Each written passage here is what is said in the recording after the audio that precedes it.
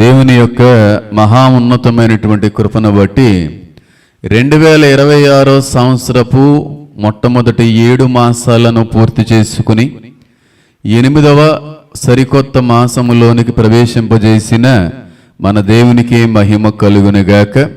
ఈ 7 మాసాల్లో ఎలాంటి కృపా కాపుదలతో అయితే దేవుడు నడిపించాడో ఈ 8వ మాసములో కూడా అంతకు మించిన కృపా క్షేమములు వెంబడి మనందరినీ కూడా దేవుడు నడిపిస్తాడని నేను మనస్ఫూర్తిగా కోరుకుంటున్నాను. ఈ 7 నెలలకి సుమారుగా మనం 34 రాకడ సూచనల మీద అద్భుతమైనటువంటి విశ్లేషణ చేయడానికి దేవుడు తగిన సహాయాన్ని, అన్నిటికీ మించినటువంటి మహా గొప్ప కృపను కూడా దేవుడు అందించాడు. 34 రాకడ గుర్తుల మీద అద్భుతమైనటువంటి విశ్లేషణ చేసే అవకాశాన్ని దేవుడు అందించాడు. ఈ రోజున 35వ రాకడ సూచన నేను అంటాను ఆఖరి రాకడ సూచన అంటాను. అందుకే అంటున్నాను, వాక్యం అనట్లేదు. అది మాట్లాడుకుంటూ పోతే ఇంకా చాలా విషయాలు రాకడ గురించినటువంటి రాకడ సంబంధిత సూచనలు గురించిన అనేక విషయాలు లేఖనాల్లో పొందుపరచబడ్డాయి. అయితే ఒకే టాపిక్ మీద కొంచెం ప్రొలాంగ్ చేస్తున్నట్టుగా అనిపిస్తుంది కనుక ఈ రోజుతో రాకడ ఆఖరి సూచన, రాకడకి సంబంధించిన ఆఖరి గుర్తు మీద నేను మాట్లాడి మళ్ళీ తిరిగి ప్రకటన గ్రంథ ధ్యానాల్లోకి ఈనాటి వరకు మనం ధ్యానించని మరిచినటువంటి ఎన్నో విషయాల మీద నేను పరిశీలిస్తాను. అలాగే రాకడకి ఎలా సిద్ధపడాలి, వేటిని వదలాలి, వేటిని పట్టుకోవాలి, దీని గురించి కూడా మాట్లాడతాను. అలాగే ఎన్నో సంవత్సరాల నుంచి అనుకుంటున్నాను పరలోక ప్రార్థన యొక్క ఆంతర్యార్థం, దాని మీద కూడా మంచి విశ్లేషణ చేయాలనే ఆలోచన అయితే ఉంది. ఈ రోజున 35వ రాకడ గుర్తు మీద పరిశీలించే దానికంటే ప్రకటన గ్రంథము 3వ అధ్యాయము 4వ వచనాన్ని ఏదైనా ప్రధాన ప్రాముఖ్యమైనటువంటి అంశంగా ఎంచుకొని దానిపైన ప్రత్యేక పరిశీలన చేద్దాం. చూడండి, ప్రకటన గ్రంథము 3వ అధ్యాయము 4వ వచనము. అయితే తమ వస్త్రములను అపవిత్రపరుచుకొనని కొందరు సార్దీసులోని యొద్ద ఉన్నారు. వారు అర్హులు గనుక తెల్లని వస్త్రములు ధరించుకొని నాతో కూడా ఏం చేస్తాడంట, సంచరించెదరు అనేటువంటి మాట కనబడతా ఉంది. అపవిత్రపరుచుకొనని కొంతమంది నీ సంఘంలో ఉన్నారు. తమ వస్త్రములను అపవిత్రపరుచుకొనని, ఇక్కడ వస్త్రములు అనగా మనం వేసుకున్నటువంటి పై దుస్తుల గురించో పై వస్త్రాల గురించో మాట్లాడట్లేదు, కానీ ఆయన మనకు అనుగ్రహించినటువంటి నీతి రక్షణ అనేటువంటి వస్త్రాన్ని ఎక్కడ కూడా పాడు చేసుకోకుండా నిలవబడిన వారు కూడా నీ సంఘంలో కొంతమంది ఉన్నారు అని ఆయన మాట్లాడుతూ ఉన్నాడు. అసలు ఈ మాట నేను ఎందుకు ప్రస్తావించవలసి వచ్చింది, ఈ రోజున 35వ రాకడ గుర్తేంటి అనేటువంటి విషయంలోకి వెళ్ళడానికి 2వ తిమోతికి రాసినటువంటి పత్రికను మనం పరిశీలిస్తా ఉన్నాం గనక దాని మీద ప్రత్యేకమైనటువంటి ఆలోచన చేద్దాం. ఆఖరి రాకడ గుర్తు చాలా అద్భుతమైనటువంటి రాకడ గుర్తు, అనేక మందిని దేవుని రాకడకి సిద్ధపరిచేటువంటి మహా గొప్ప గుర్తు, అన్నిటికీ మించి చాలా మందిని గుండె లోతుల్లోకి వెళ్ళి గాయపరిచేటువంటి ఒక రాకడ గుర్తు. కాబట్టి ముందుగానే నేను డిస్క్లైమర్ ఇస్తా ఉన్నాను. ముందుగానే నా నుంచి వచ్చేటువంటి సూచిక ఏంటంటే ఎవరిని ఉద్దేశించి ఈరోజు ఏ విధమైనటువంటి మాటల్లో కూడా నేను పలకబోవట్లేదు. కేవలం పరిశుద్ధాత్మ దేవుని మూలంగా మాత్రమే ఈ రోజు నీ సేవకుడు నడిపించబడతాడని నేను బలంగా నమ్ముతా ఉన్నాను. 2వ తిమోతికి రాసిన పత్రిక 3వ అధ్యాయము ఆఖరి సూచన 5వ వచనం. పైకి భక్తి గలవారి వలె ఉండి దాని శక్తిని ఆశ్రయించని వారు నయ్యుందురు. ఇటు వరకు నువ్వు ఎలా ఉండాలి, ఎలా ఉండాలంటే దూరంగా ఉండాలి నాయనా. ఎలా ఉంటారంటే వాళ్ళు పైకి భక్తి గలవారై ఉంటారు, కానీ దాని శక్తిని ఆశ్రయించే వారునుందా, ఆశ్రయించని వారునుందా చెప్పాలి. ఎవరంటే వాళ్ళు ఆశ్రయించేవారా, దానిని ఆశ్రయించని వారా? ఇంతకీ దాని అని అంద కదా, దేని గురించి మాట్లాడుతున్నాడు, దేని పైన ఆశ్రయించని వారిని రాయబడి ఉంది అనేటువంటి అనేక విషయాల్లో కొన్ని విషయాలు మీతో నేను పంచుకునే ప్రయత్నం అయితే చేస్తాను. 35వ రాకడ గుర్తు పైకి భక్తి గలవారే కనబడతారు కానీ వారు భక్తి గలవారు కాదు. ఇది నేను చెప్పట్లేదు, స్వయంగా దేవాది దేవుడు రాసించినటువంటి గ్రంథాలు తెలియపరుస్తూ ఉన్నాయి. అందరూ నిజమైన భక్తి పరులు కాదు కానీ కొంతమంది డ్రామా భక్తిని కూడా చెప్పండి చేస్తారని నేను అంటున్నానా, బైబిల్ అంటుందా? పైకైతే మాత్రం ఈ బాబోయ్ వీరికి మించిన భక్తి ఎవరో చేయలేరేమోనండి, వీరికి మించిన సాక్ష్యం ఎవరో కలిగి ఉండలేరేమోనండి, వీరికి మించినటువంటి ఆరాధన ఇంకెవరో కూడా జరిగించలేరేమోనండి, వీరు చదివినంత గొప్ప వాక్యోపదేశాన్ని ఇంకెవరో కూడా చదివించలేరేమో పఠించలేరేమోనండి, వీరు పాడిన పాటలు ఇంకెవరో పాడలేరేమో అండి, ఇంక వీరు చేసే అంత గొప్ప ప్రార్థన అంతస్తు ఎవరికి కూడా ఉండదేమో అండి అన్నంతగా కనబడతారు కానీ పైనంతా కూడా లోపలంతా వేమన గారి పద్యాలు గుర్తొస్తూ ఉంటాయి. కొన్నిసార్లు కొన్ని మాటలు చదువుతూ ఉన్నప్పుడు వేమన గారి పద్యాలు సుమారుగా మన అందరిలో కూడా తెలిసిన వారే, చిన్నప్పటి నుంచి కూడా వాటిని చదివి పైకి వచ్చిన వాళ్ళమే. అప్పుడైతే ఇలాంటి కుల గొడవలు మత గొడవలు ఏమి లేవు. చక్కగా వేమన గారు హైందవేత్త అయినప్పటికీ వాటిని నేర్చుకునేవాళ్ళం. వాటి నుంచి కూడా ఎన్నో మెలకువలు ఎన్నో పాఠాలు నేర్చుకుంటా ఉండేవాళ్ళం. ఈ యూట్యూబ్ వచ్చిన తర్వాత కుల మత గొడవలు పెట్టేసి అందరూ కలిసి ఉండవలసినటువంటి వారి మధ్యన గొడవలు పెట్టే ప్రయత్నాలు చాలా మంది చేస్తా ఉన్నారు. వేమన గారి పద్యాలలో సుపరిచితమైనటువంటి ఒక పద్యం ఉంటది. ఏంటి చెప్పండి? ఏమండి? కరెక్టే. దానికంటే ఇంకొకటి చూడండి. ఉప్పు కప్పు రంబు నొక్క పోలిక నుండు, తర్వాత మర్చిపోయాను నేను, చూడ చూడ రుచులు జాడ వేరయ్య, తర్వాత మీరు అన్నట్టుగా ఏంటది, మేడు పండు చూడు పొట్ట విప్పు చూడు పైకి ఎలా ఉంటుందంటది, పురుగులు ఉంటాయంట. నిజమే, కొంతమంది ఎలా ఉంటారంటే మేడు పండు లేక దగ మెరిసేస్తూ ఉంటారు. పైకి అంతా వాళ్ళు అయ్యి బాబోయే వారికి మించిన ఆత్మపూర్ణులు లేరేమోనండి, వారికి ఉన్నంత ఆత్మీయ సహవాసం ఎవరికీ ఉండదేమోనండి, వారికి మించిన భక్తిపరులు లేరేమోనండి అన్నట్టుగా అంటూ ఉంటారు. కానీ లోపల కుళ్ళు కుతంత్రాలు ద్వేషాలు కోపాలు ఇంకా మామూలుగా ఉండదు. వారి యొక్క అంతరంగ పరిశీలన కానీ చేస్తే భక్తికి వారి యొక్క అంతరంగ ఆలోచన విధానానికి సంబంధమే ఉండదంటాను. కొంతమంది గురించి నిజాలు మాట్లాడిన వ్యక్తే బ్యాడ్ అయిపోతాడు. ఎందుకంటే అవతల వ్యక్తి అంత దృష్టిని పొందేసుకుని ఉంటారు కొంతమంది దగ్గర. లేదండి మేము నమ్మమండి, అలాంటి వాళ్ళంటే మేము ఎక్కడో కూడా అంగీకరించమండి, అన్న మాటలంటే మేము ఒప్పుకోమండి. ఏంటండి ఆవిడ కోసం అలా అంటున్నారేంటండి, ఆయన కోసం అలా మాట్లాడతారేంటండి, మీకు ఏదన్నా ఉంటే ఉండొచ్చు కానీ ఈ రోజున అలా మాట్లాడడాన్ని బట్టి సరైనదిగా కనబడట్లేదండి.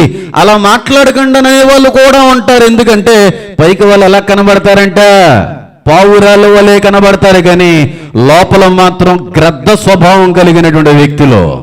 కొంతమంది మాత్రం చాలా చాలా చాలా మృదుమైనటువంటి సౌమ్యమైనటువంటి ఆకారం కనబడుతూ ఉంటది కానీ లోపల మాత్రం ఎలా ఉంటారు వాళ్ళు చెప్పండి? భక్తి గలవారు కాదు, భక్తి గలవారుగా కనబడతారు కానీ వారంతా కూడా నటన భక్తే. అలాంటి వాళ్ళు ఉంటారా ఉండరనా? ఈనాటి సంఘం గురించే కాదుగా దేవుడు మాట్లాడింది. ఆది అపోస్తులు నడిపించేటువంటి సంఘ పరిస్థితుల్లో కూడా పైకి భక్తి గలవారే ఉండేవారు కూడా ఉన్నారంట. అందుకని ముందుగానే డిస్క్లైమర్ ఇచ్చాను, ఎవరిని ఉద్దేశించి నేను మాట్లాడుతున్నానో మాత్రం అనుకోకండి. సుమారుగా 99.9% అందరికీ తగిలేస్తుంది. 99.9. ఏ ఒక్కటో ఒకరు ఉంటారేమో నిజమైన మేడిపండు. మేడిపండు అంటే ఏంటండి చెప్పండి? ఏంటది మేడిపండు అంటే ఏంటండి? మేడిపండు అంటే తెలీదే? నాకు తెలిసినంత వరకు నేను చిన్నప్పుడు మిషనరీ స్కూల్లోనే చదువుకున్నాను. దాని పక్కన పెద్ద మర్రి చెట్టు ఉంటుంది. మర్రి చెట్టు కాయలు కానీ చూస్తే చెట్టుకి కాయకి సంబంధం ఉండదు. చెట్టు చూస్తే కొన్ని వేల పక్షులకు ఆశ్రయంగా కనబడుతుంది. వాటి యొక్క ఓడలు చూస్తే ఈ బాబు ఎంత పెద్ద ఓడలు ఉన్నాయి ఏంటంటే అనిపించే విధంగా కనబడుతుంది. దాని హైట్ చూస్తే సుమారుగా చాలా అడుగులు ఉంటుంది, నాకు తెలిసి ఒక 60-70 అడుగులు పైగా ఉంటుంది. దాని పండు చూస్తే మాత్రం ఇంతే పండు ఉంటుంది. ఆ పండు ఎలా ఉంటుంది అంటే ఎర్రగా ఉంటుంది. చిన్నప్పుడు కదా అయ్యో ఎంత బాగుందో అని చెప్పి తీసేసుకుని స్టార్టింగ్లో తినేసిందండి. తినేసిన తర్వాత అర్థమైంది అందులో పురుగులు తప్పేమీ లేవు.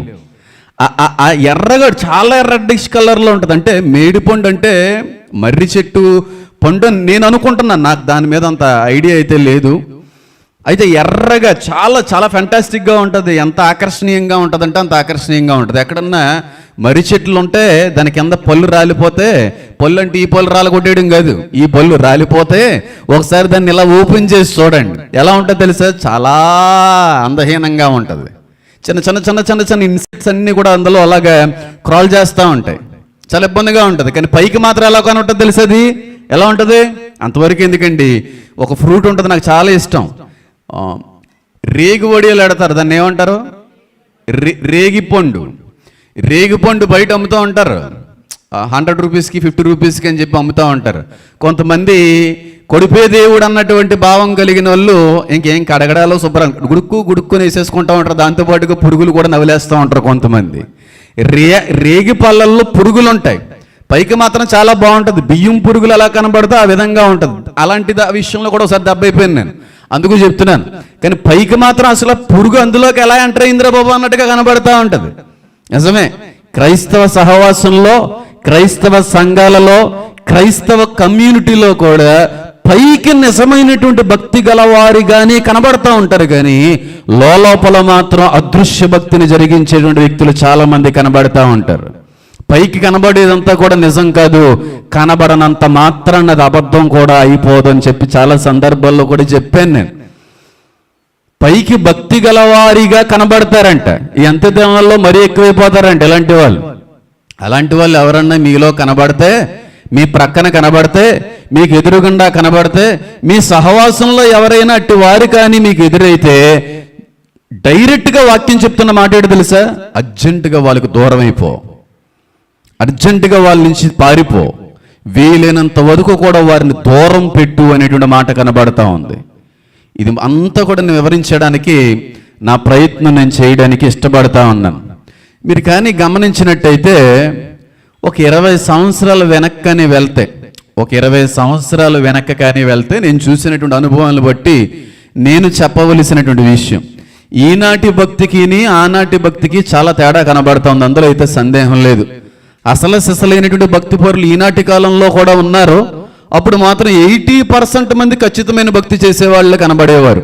ఒక చిన్న ఎగ్జాంపుల్ చెప్తాను, చిన్న ఉదాహరణ మీ అందరికీ అర్థం అవ్వడానికి ప్రయత్నం. ఒక 10-15 సంవత్సరాలు లేదంటే ఒక 20 సంవత్సరాల క్రితం సంఘంలో భార్య రక్షించబడుతుంది, భర్తకు మాత్రం రక్షణ లేదు.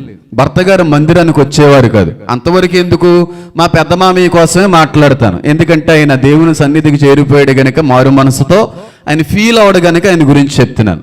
ఆయనకు ఒక దురవ్యసనం అనేటువంటిది, ఒక అలవాటు అనేటువంటిది ఉంది, త్రాగుడు అనే అలవాటు. మన సంఘంలో ఉన్నటువంటి ఏమి దాపరకాలు ఉండవు, ఉన్నట్టుగా దేవుడు మహిమపరచబడతాడంటే నేనే కాదు, మా కుటుంబాన్నే కాదు, ఎవరినైనా ఎంత తగ్గించుకోవడానికైనా మేము ఇష్టపడతాం. చాలామంది సంఘ పెద్దలు అంటూ ఉండేవారు, పెద్ద బాబు మందిరానికి రావచ్చు కదా, నాన్నగారు చాలా బాధపడుతున్నారు, నాన్నగారు చాలా భయపడుతున్నారు, నాన్నగారు చాలా ఏడుస్తున్నారమ్మా. అలాగే పెద్దవాళ్ళు రత్నం గారు లాంటి వాళ్ళు, లేదంటే కొంతమంది ఉండేవారు నారాయణమ్మ గారు లాంటి వారు, వాళ్ళందరూ కూడా ప్రభువు సన్నిధికి చేరారు. రత్నం గారు కాదు అనుకోండి, నారాయణమ్మ గారు, ఇలాంటి కొంతమంది పెద్దలు ఇలా అంటూ ఉంటే, లేదంటే కొంతమంది ఉన్నారు పేర్లు నాకైతే, సంతోషమ్మ గారు, ఇలాంటి వాళ్ళు కొంచెం చేరిగ్గా మాట్లాడేటువంటి వ్యక్తులు.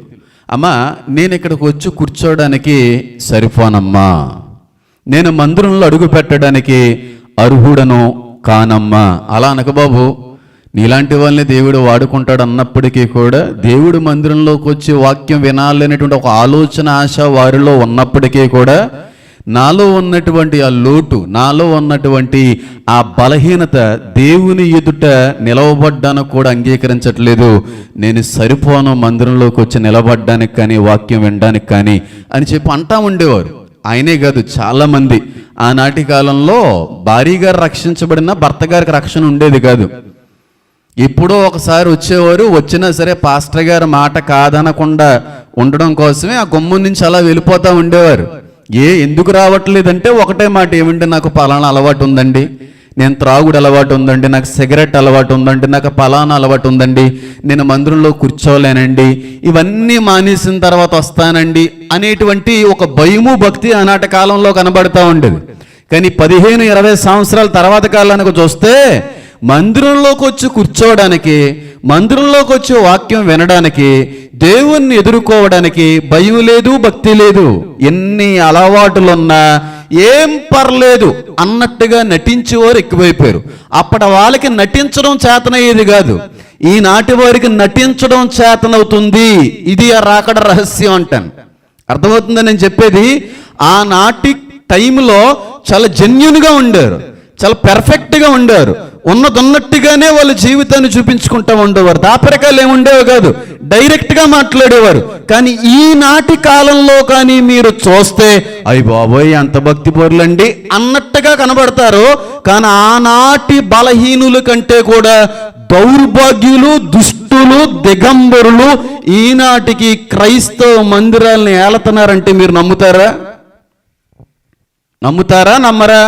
ఆ రోజు సిగరెట్ అలవాటు ఉంటే, త్రాగుడు అలవాటు ఉంటే, ఏ చెడు వ్యసనమైనా దేవుని మందిరానికి అడ్డంగా ఉందని అనిపిస్తే భయంతో భక్తితో నేను సరిపోనండి అని బయట ఉండేవారు. కానీ ఈ రోజున ఎలా మారారో తెలిసి, చివరి రోజుల్లో అంత్యదినాలు ఎలా ఉన్నారో తెలుసా? అంతకు మించిన భయంకరమైన అలవాటులు ఉన్నా నేను మాత్రం ఎప్పుడు ఎలా కనబడతానో. అవునా కాదా? అవునా కాదా? నేను పేర్లు అయితే ప్రస్తావించను, కానీ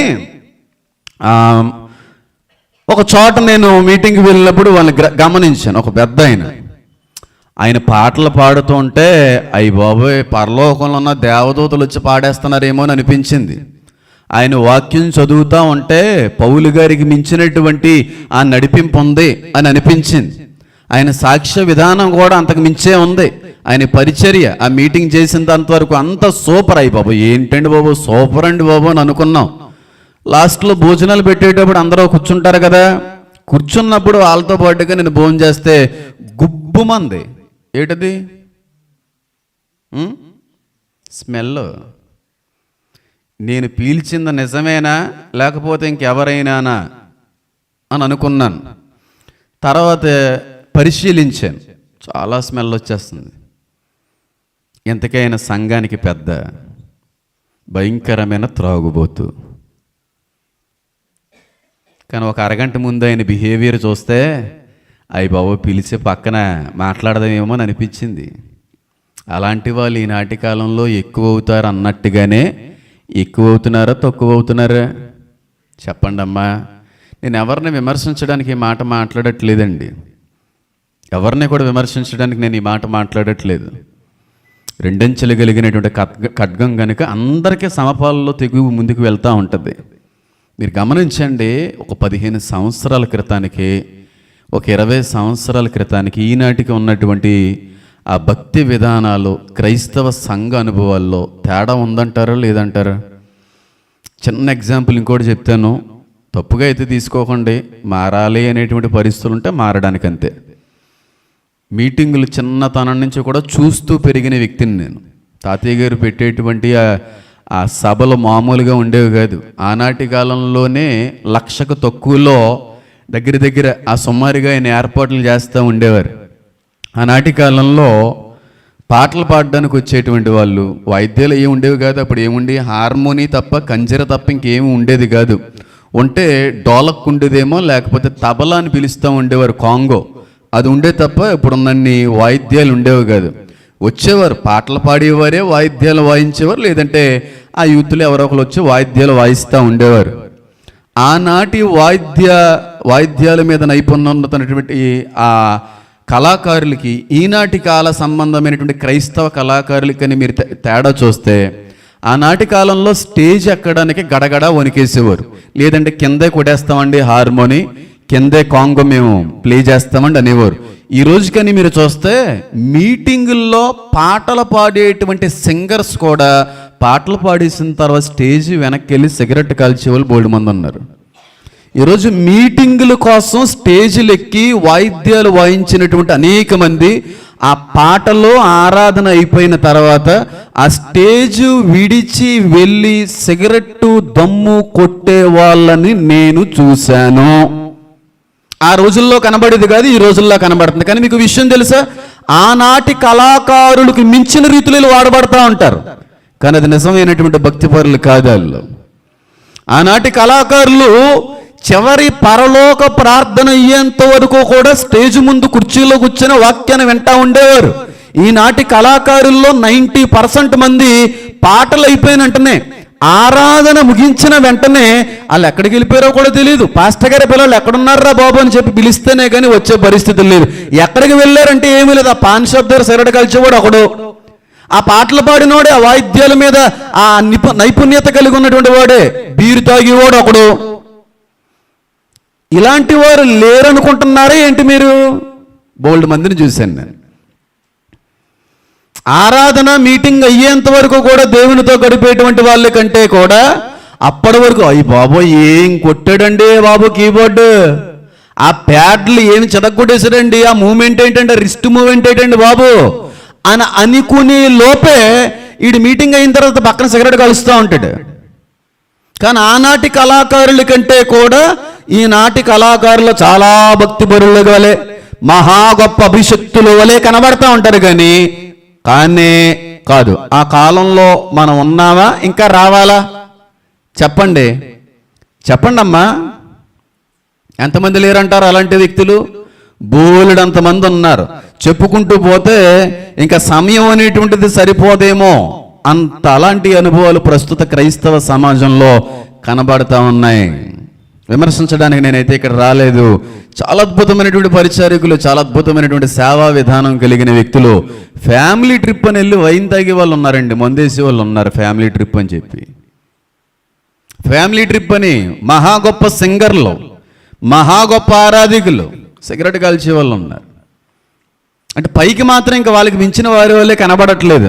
ఆ విధమైనటువంటి రీతిలో ఈ అంత్య దినాల్లో చాలా మంది కనబడతారని వాక్యం సెలవిస్తుంది. అది దాని గురించి నేను మాట్లాడట్లేదు. కానీ రాకడ సూచన ఏమేనంటే, పైకి భక్తి గలవారే ఉంటారు కానీ దాని శక్తిని ఆశ్రయించని వారే ఉందురు.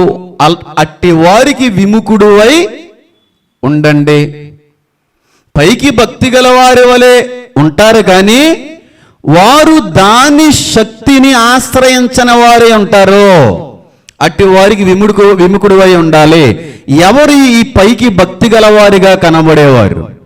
అసలు ఎవరి గురించి వాక్యం దేవుడు రాయించాడు? ఎవరిని ఉద్దేశించి పరిశుద్ధాత్మ దేవుడు మాట్లాడేటువంటి ప్రయత్నం చేస్తున్నాడంటే, ఎవరు వీరు అంటే, ఎవరైతే ప్రభువైన యేసు క్రీస్తు వారిని నిజమైనటువంటి దేవుడిగా అంగీకరించారో, ఎవరైతే ప్రతి శుక్ర ఆదివారాలు మందిరానికి వస్తూ ఉంటారో, ఎవరైతే సాక్ష్యాలు చెబుతూ ఉంటారో, ఎవరైతే పాటలు పాడుతూ ఉంటారో, ఎవరైతే సువార్త ప్రకటిస్తూ ఉంటారో, మా దేవుడికి మించిన వారు ఎవరో లేరని చెప్పి ఎవరు వాడబడనంతగా వాడబడతా ఉంటారో, ఎవరైతే దేవునికి సంబంధించినటువంటి ఎన్నో వాక్యోపదేశాలను విని అనేక మందికి ప్రచురింపజేస్తూ ఉంటారో, వీళ్ళందరూ పైకి భక్తి గలవారే గానే కనబడతారు. కానీ టైం వచ్చినప్పుడు మాత్రం ఆ భక్తి మీద ఆధారపడరు, ఆ దేవుని మీద ఆధారపడరు.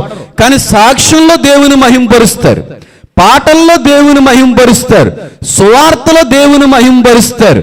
అన్నిటిలో కూడా దేవుని మహింపరిచేటువంటి భక్తి గలివారిగా కనబడే వీరే సరైన ప్రతికూలత వచ్చినప్పుడు మాత్రం ఆ భక్తిని మీద మాత్రం ఆధారపడరు. దేని మీద ఆధారపడతారో తెలుసా? సిద్ధాంతి గారి మీద ఆధారపడతారు.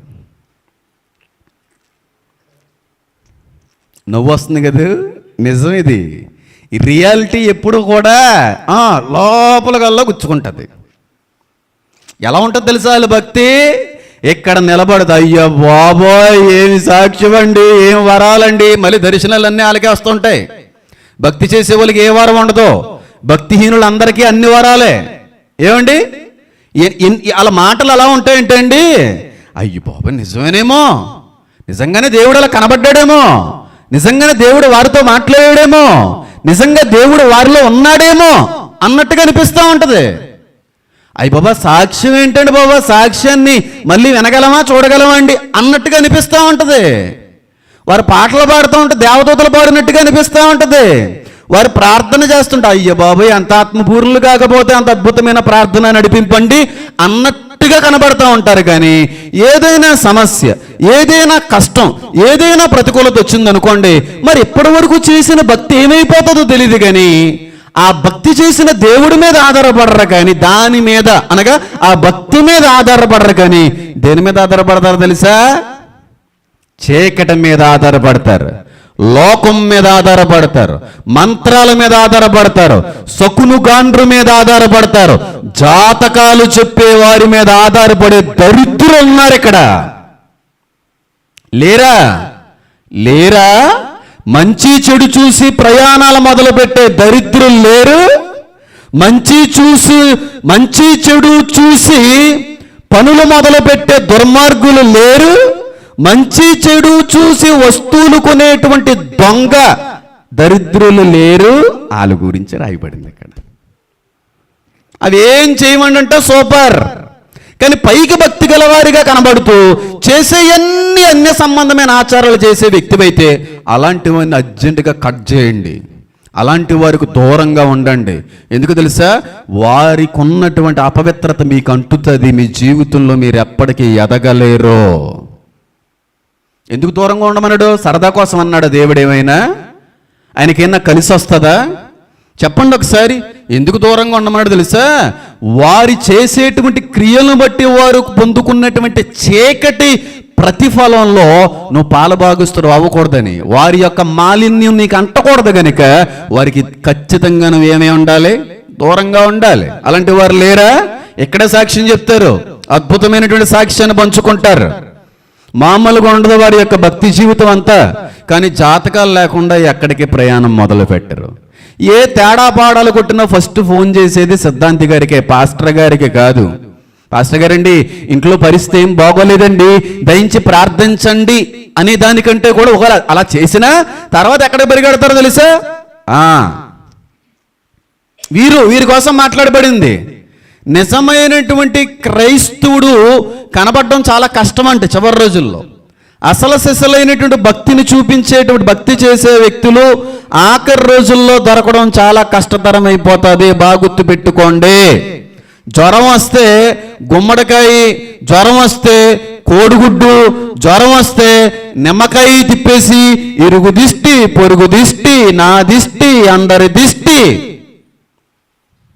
అన్నే క్రైస్తవులు ఉన్నారా లేదా? నువ్వే పెద్ద దిష్టి గుమ్మడికాయలా ఉంటావు కొంపలో. మళ్ళీ దిష్టికి కొబ్బరికాయ, కోడిగుడ్డు ఇవన్నీ ఎందుకండి?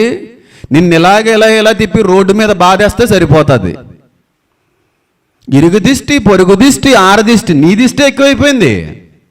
క్రైస్తువుల గురించి మాట్లాడవా? పిల్లోడు ఎంత గోల పెట్టేస్తున్నాడండి, పిల్లోడు ఏడిచేస్తున్నాడండి, ఏదో వాలేసినట్టుందండి, ఏదో ఆవరించేసినట్టుందండి, ఏదో దురాత్మ పడిపోయినట్టుందండి. కాబట్టి అమ్మ అర్జెంటుగా ఆ కల్లుపు తీసుకొని రండి, ఆ ఎండు మిరపకాయలు తీసుకొని రండి, ఆ పసుపు తీసుకొని రండి, ఆ కోడిగుడ్డు తీసుకొని రండి. బయట దాంతోపాటు నిన్ను పాడేయాలరా బాబు. ఏంటండి మాట్లాడలేదు ఏంటండి? సంఘస్థులు హర్ట్ అవుతున్నారా? హర్ట్ అవ్వాలని దేవుడు మాట్లాడుతున్నాడు. ఎందుకు తెలుసా? నువ్వు ఇదే విధంగా ఆఖరి రోజుల్లో కానీ కొనసాగితే నువ్వు ఎత్తబడడం చాలా చాలా చాలా కష్టం, చాలా కష్టం. పిల్లోడు ఏడవడానికేనే ఆ నిమ్మకాయకి సంబంధం ఏముందిరా? మరి పిల్లోడు పుట్టినట్టునే బారసాలని లేకపోతే ఏంటంటారంటే ఇక్కడ తీసుకొచ్చి ఏంటుంటారు? అన్నం ముట్టించడాలన్నీ పాస్టర్ గారే. మరి అప్పుడు పాస్టర్ గారు గుర్తురాలేదా? ఏడుస్తున్నప్పుడు దయ్యం పట్టిందని అనిపించినప్పుడు పాస్టర్ గారు ఫోన్ చేయాలి, పాస్టర్ గారి దగ్గర తీసుకొని వెళ్ళాలి, ఆయన ప్రార్థిస్తారు. దేవుని యొక్క శక్తి బిడ్డలో ప్రవేశించబడిన తర్వాత ఈ బిడ్డ మళ్ళీ స్వస్థత పొందుకుంటాడు అనేటువంటి విశ్వాసం కనబడదు. ఏదో వాలేసినట్టుంది, వెంటనే మనం ఏం తిప్పేయాలండి? తిప్పేయాలండి. మళ్ళీ ఇలా 3 సార్లు అంట, ఇలా 3 సార్లు అంట, ఆవిడ బయట పాడేయాలంట. కూర వండుకుని తినే వెళ్తే సరిపోద్ది. ఆ గుమ్మడికాయని. ఎందుకంటే నీ ముఖం కూడా అలాగే ఉంటుంది కనుక. కానీ బయటకు వాళ్ళు అలా కనబడతారు తెలుసా? అయ్యి బాబు వాళ్ళు అలాంటివి చేస్తారండి. అస్సలు అలా కనబడరు. అస్సలు మామూలుగా ఉండదు వాళ్ళ యాక్టింగ్. వాళ్ళ యాక్టింగ్ కానీ చూస్తే ఆస్కార్లు కూడా ఇంక సరిపోవేం వాళ్ళకి. బ్రాడ్ పిట్లు ఇలాంటి వాళ్ళు సరిపోరు నా టామ్ క్రూజ్లోని. విల్ స్మిత్లు కూడా సరిపో. అయ్యి బాబు వాళ్ళు ఎక్కడ పని చేస్తారండి బాబు? క్రైస్తవులకు మించిన ఆస్కార్ అవార్డుల గ్రహీతలకు ఎవరు ఉండరు. అలాంటి వాళ్ళు ఉన్నారేమో ఇక్కడ. మీకు చాలా గట్టిగా కొట్టబోతున్నాడు దేవుడు. చాలా దగ్గరలో ఉంది మీకు టైం దగ్గర పడింది. అది మన ధర్మమా? పోను మన దేవుడు ఏమని అలా చేయమంటే చెయ్యండి. అది ఎవరికి సంబంధించింది? లోకస్తులు చేశారంటే దానికి అర్థం ఉంది. ఎందుకంటే వారు తెలియక చేస్తున్నారు, వాళ్ళు చెయ్యనివ్వండి. లోకస్తులు చేస్తున్నందుకు దేవుడు ఏం కోపడట్లేదు. నువ్వు దేవుని తెలుసుకున్న తర్వాత కూడా చేస్తున్నా చూడు నిన్ను అంటున్నాడు. మరి పైకి మాత్రం ప్రార్థన చేస్తావు, పైకి మాత్రం సాక్ష్యాన్ని పంచుకుంటావు, దేవుడు నా జీవితంలో అంత అద్భుతమైన కార్యం జరిగించాడని చెప్పి బిల్డప్ ఇస్తావు, పాటలు పాడతావు, ఓవర్ యాక్షన్కి నీకు మించిన ఎవరో కూడా చేయలేదన్నట్టుగా చేస్తావు. మరి చేసి ఏంటమ్మా అని అంటాడేమో దేవుడు. ఓవర్ యాక్షన్ దేవుడి దగ్గర చేయకండి. మనుషుల దగ్గర, విశ్వాసుల దగ్గర, పాస్టర్ గారి దగ్గర చేయొచ్చు. ఆయన చూపుకి నుంచి ఎక్కడ ఎవడో తప్పించుకునే అవకాశం ఉండదు. బాగా గుర్తుపెట్టుకోండి. మీరు దొరికేస్తారు. మిమ్మల్ని చూస్తున్నాడు దేవుడు, గట్టిగా కొడతాడు ఒక రోజున. నాకు తెలియకపోవచ్చు మీ యాక్షన్లో, ఎందుకంటే మీ దగ్గర నేను ఉండను కనుక, నేను చూడను కనుక. మరి ఆయన చూడ్డా? ఆయన గుడ్డోడా? ఆయన గుడ్డోడా? కాదు కదా.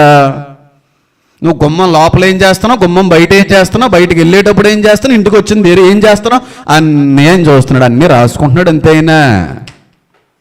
టైం వచ్చినప్పుడు మొత్తం అంతా చిట్ట అంతా బయట పెట్టేస్తాడు. ఇది క్రీస్తుని అంగీకరించని వ్యక్తులు చేస్తే దానికి ఒక అర్థం ఉంది. కానీ బాప్తీసం పొందుకుని చేస్తున్న సన్నాసుల కోసం మాట్లాడుతున్నాడు. రక్షణ పొందుకున్న దరిద్రుల కోసం మాట్లాడుతున్నాడు. యేసయ్య అని చెప్పి పిలిచేటువంటి దౌర్భాగ్యుల కోసం మాట్లాడుతున్నారు. భక్తి చేస్తే సరైన భక్తి చేయండి, లేదంటే చేయడం మాని న్యూట్రల్ అయిపోయింది. అంతేగాని అటు వెచ్చగానైనను చల్లగానైనను ఉండక అటు ఇటు ఉన్నావు అనుకో, ఎందుకు ఉపయోగపడవు నువ్వు. అటు ఇటు ఉండకో. అయితే ఏదో ఒకవైపు ఉండు. ఒకవేళ అది చేద్దాం అనుకున్నావు, చేసేయి, జీవితాంతం చేసేయి. ఎందుకంటే అలాగే నీకు నరకమే. కానీ ఇది అది చేసినా నరకమే. ఎందుకు వచ్చింది? అది చేస్తే పూర్తిగా వచ్చేయి. ఎందుకంటే ఒకనొక రోజు నువ్వు తీర్పులో నిలవబడతావు, దేవుడి దగ్గర దోషిగా నిరూపించబడతావు, నరకంలో తోసేస్తాడు. కానీ రెండు చేయడం వల్ల కూడా అదే శిక్ష. ఎందుకు ఆ నటన, ఎందుకు ఆ కష్టం, ఎందుకంత ఇబ్బంది? పూర్తిగా అందులో ఉండిపో, ఎవరేమనరు నిన్ను. పరిశుద్ధాత్ముడిని దుఃఖపరుచువారు ఈ యుగమందైనను వచ్చు యుగమందైనను వారికి పాప క్షమాపణ లేదు. యుగ సమాప్తి వరకు నీతో ఉండువాడను నేనే, నిన్ను విడువను ఎడబైను. నలిగిపోతున్న లోపల ఆ వాగ్దానం చేసిన కారణాన్ని బట్టి మాట ఇచ్చేసాడు వదిలిపెట్టనని. నువ్వు ఎలాంటి స్థితిలో ఉన్నా, ఎంత పాపాత్మురాలుగా మారినా, ఎంత దుర్మార్గుడుగా ప్రవర్తిస్తున్నా నీలో ఉంటానని నేను మాటిచ్చాను గనక ఆ విమోచన దినము వరకు నేను ఉంటాను, నలుగుతాను, ఇబ్బంది పడతాను, ఆయాసపడతాను. కానీ గుర్తుపెట్టుకో, నీకు మాత్రం క్షమాపణ ఉండదు. గుర్తుపెట్టుకోండి మాటని. దేనికైనా క్షమాపణ ఉంటుంది, కానీ లోపల ఉన్నటువంటి అంతరంగ పురుషుణ్ణి దుఃఖపరుచు వారికి క్షమాపణ ఉండదు. వారు వెళ్ళేది నరకానికే. సంఘంలో వారు ఎత్తబడరు. ఈ మాట బైబిల్ పట్టుకొని చెప్తాను. ఈ మాట మళ్ళీ మళ్ళీ మళ్ళీ చెప్తాను. ఇలాంటి వాటిని జరిగించే వ్యక్తులు ఈ సమయంలో దేవుని రాకడొస్తే మీరు ఎత్తబడరు. చచ్చిపోయినా మీరు పరలోకానికి వెళ్ళరు. దేవుడికి ఎక్కువ ఆయాసాన్ని, ఎక్కువ బాధని, ఎక్కువ ఘోషని కలిగించే అతి పెద్ద ప్రధాన పాపం ఏదన్నా ఉందంటే నేను తప్ప వేరొక వ్యక్తి మీద నీకు విశ్వాసం, నమ్మకం ఉండడానికి వీల్లేదు. మళ్ళీ చెప్తున్నాను, గుర్తుపెట్టుకోండి. చాలా నష్టపోతారు. మీరు 40 సంవత్సరాల ఎక్స్పీరియన్సా, 50 సంవత్సరాల ఎక్స్పీరియన్సా, ఐ డోంట్ కేర్ అంటాడు ఆయన. మీరెవరో నాకు తెలియదు, మీరెవరో నాకు తెలియదు. మళ్ళీ మళ్ళీ మళ్ళీ చెప్తున్నాను, దేవుడిచ్చే మహా గొప్ప ఆఖరి అవకాశం. అయితే దేవుని కొరకు బతకండి, దేవునిలో బతకండి, లేదంటే లోకంలో బతకండి. అంతేకాని 2 ఓడల మీద 2 కాళ్ళేసి ప్రయాణం చేద్దాం అనుకుంటే కొంతవరకు బాగానే ప్రయాణం కొనసాగుతుంది. కానీ ఒకానొక సమయంలో మాత్రం వారికి ముందుకు సాగరు అనే మాట కనబడింది, రాయబడింది ఆ కింద. భయం వేస్తుంది ఆ మాట చదవడానికి. చూస్తారా ఆ మాటని? చూడండి 9వ వచనం. అయినను వారి అవివేకం ఎలాగూ తేటబడునో అలాగే వీరితో కూడా అందరికీ తేటబడిన గనుక వీరు ఇక ముందుకు ఏంటి, ఒక టైం వరకు బాగానే ఉంటుంది. మళ్ళీ చెప్తున్నా చూడండి, జాతకాలు కరెక్టేనండి, సిద్ధాంతులు చెప్పేటువంటివి నిజాలేనండి, వాస్తులు కరెక్టేనండి, ఇవన్నీ జరుగుతాయండి, ఫీల్ అవనంటే చెప్తాను, జరుగుతాయి, అందులో నిజాలు ఉన్నాయి. అది పూర్తిగా అబద్ధం నేను అనట్లేదు, కానీ నడిపించేది జరిగించేది దేవుడైతే కాదు, చీకటి. కొంతకాలం బాగానే ఉంటారు, జాతకాలు చూసి ప్రయాణాలు పనులు మొదలు పెట్టేవాళ్ళు లైఫ్ నిజంగానే బాగుంటుంది. భక్తిహీనులు గడ్డి పువ్వు వలె మాడిపోతారు. బాగుంటారు. గడ్డి పువ్వు ఎలా ఉంటుందో తెలుసా? రోజ్ ప్లాంట్ కంటే ఫాస్ట్గా అది వికసిస్తుంది. జాస్మిన్ కంటే, తెలుగులో ఏమంటారు జాస్మిన్, మల్లె పువ్వు కంటే కూడా చాలా అందంగా కనబడుతుంది. గడ్డి పువ్వు రంగురంగులుగా కనబడుతుంది. అది ఎంత ఫాస్ట్గా ఎదిగిందో, ఎంత ఫాస్ట్గా పుష్పించిందో, ఎంత ఫాస్ట్గా వికసించిందో అంతే ఫాస్ట్గా ఎండిపోద్ది. బాగుంటుంది, బాగోద్దని నేను అనట్లేదు. సిద్ధాంతుల్ని పరామర్శించడం, వాస్తులు చూడడం, మంచి చెడు చూసి పనులు మొదలు పెట్టడం, జాతకాలు, గ్రహ బలాలు, నక్షత్ర బలాలు, వీటన్నిటిని చూసి పనులు జీవితాన్ని కొనసాగించేవాడు నిజమైనటువంటి భక్తి చేసేవాడి కంటే బాగున్నట్టుగానే కనబడుతుంది. నిజంగా చాలా బాగుంటారు వాళ్ళు. కానీ కొంత మట్టుకు మాత్రమే ఒకానొక సమయంలో మాత్రం ఇక వారు ముందుకు, చెప్పండి ఎప్పటి వరకు? చచ్చే వరకు ఏమో, చావకు ముందు వరకునేమో, తర్వాత ఇంక వెళ్ళలేవు నువ్వు. బాగుంటారో, నేను మళ్ళీ చెప్తున్నాను, బాగుంటారో అది నిజం కాదు, అది నటన. బాగోవడం అనేది ఎంబ్రే అనేవారు కూడా వీరిలో ఉన్నారని రాయబడింది. దాని గురించి కూడా మాట్లాడతాను. ఉన్నారమ్మా ఎవరైనా ఇక్కడ ఎలాంటి వాళ్ళు? దొంగ దర్శనాలు చెబుతూ, దొంగ సాక్ష్యాలు చెబుతూ, మాకు మించిన ప్రార్థన లేదని కబుర్లు చెబుతూ, మాకు దేవుడు ఏదో చూపించేసాడండి, పైనుంచి ఏదో రాలిపోయింది అన్నట్టుగా ఆ మాయ మాటలు చెబుతూ, అందరినీ మోసగిస్తూ, మీరు మోసపోతున్నటువంటి వ్యక్తుల్లో ఒకవేళ అలాంటి చేసే వాళ్ళతో దేవుడు మాట్లాడతాడని మీరు అనుకుంటున్నారా? అలాంటి వారితో దేవుడు మాట్లాడతాడని మీరు అనుకుంటున్నారా? ఎవరు మాట్లాడతారు? ఐగుప్తు శకునుగాండ్రితో, ఐగుప్తు మంత్రగాళ్ళతో ఎవరు మాట్లాడారు? ఎవరో ఫరో మాట్లాడాడు. అలాంటి వారితో అలాంటి వాళ్ళే మాట్లాడతారు. పరిశుద్ధులతో పరిశుద్ధుడే మాట్లాడతాడు. ఆత్మపూర్ణులతో ఆత్మదేవుడే మాట్లాడతాడు. నమ్మకండి, నేను మళ్ళీ చెప్తున్నాను, ఈ 7 years ఆఫ్ ఎక్స్పీరియన్స్లో చెప్తున్నాను. ఇలాంటి గొప్ప గొప్ప యాక్టర్లను బోల్డ్ మందిని చూశాను నేను, చాలామందిని చూశాను. షాక్ అవుతారు వాళ్ళ పేర్లు చెప్పిన, అబ్బాయి కాదండి, అటువంటి వారు కాదండి అంటారు మీరు. కానీ వాళ్ళు ఎలా ఉంటారో తెలుసా? కళ్ళంటి నీళ్ళతో ప్రార్థన చేస్తూ ఉంటారు, నిలువు మోకాల మీద ప్రార్థన చేస్తూ ఉంటారు. ఇక గుండెలు బద్దలైపోతాయేమో, చచ్చిపోతాయేమో కొంచెంసేపటికి అన్నట్టుగా ఉంటుంది వారి యొక్క నటన, ప్రార్థన. అయ్యి బాబో ఈవిడండి గుమ్మడికాయ తిప్పేది, ఈవిడండి జాతకాలు చూసేది, ఈవిడండి సిద్ధాంత గారి దగ్గర వెళ్ళేది, ఈవిడేనండి. కానీ పైకి అలా కనబడరండి వాడు అలా కనబడ్డండి. మేము ఫీల్ అవుతున్నామండి పాస్టర్ గారు, ఎలాగైతే మేము చర్చికి రామండి అన్నవాళ్ళు చేతులు ఎత్తండి. వారిని బట్టి దేవునికి మహిమ కలిగిన గాక. రావడం మానేస్తే నేను చాలా సంతోషిస్తాను. అలాంటి వారు ఈ సంఘానికి దూరంగా ఉండండి. నటనా సార్వభౌముల్ని మేము భరించలేము, దూరంగా ఉండండి. చెప్పాము. ఇంకెంత చెప్పినా సరే ఇంక మాట వినకపోతే దేవుడు మరి దిగి వస్తాడు, తర్వాత మీ తెక్క తీరుస్తాడేమో. లేరంటారా ఉన్నారంటారా అలాంటి వాళ్ళు? చెప్పండి అమ్మా. దేవుడిచ్చినటువంటి గర్భఫలం అండి, దేవుడిచ్చినటువంటి మహా గొప్ప కృపను బట్టి పొందుకున్నటువంటి బిడ్డలండి. బిడ్డలు పాస్టర్ గారండి, మంచి పేర్లు వెతికి మాకు పంపించండి, మంచి పేర్లు సెలెక్ట్ చేయండి. అలాగేనమ్మా, దేవుడి మీద మీకు ఎంత విశ్వాసం ఉందో, ఎంత అపరిమితమైన ప్రేమ ఉందో. పాపం ప్రార్థనలో గడిపేసి దేవుడిని అడిగేసి ఒక 10-20 పేర్లు పంపిస్తారు పాస్టర్ గారు. ఆ 10-20 పేర్లు ఈయన ఎక్కడ పంపుతాడో తెలుసా? ఆ సిద్ధాంతి గారు పంపుతారు.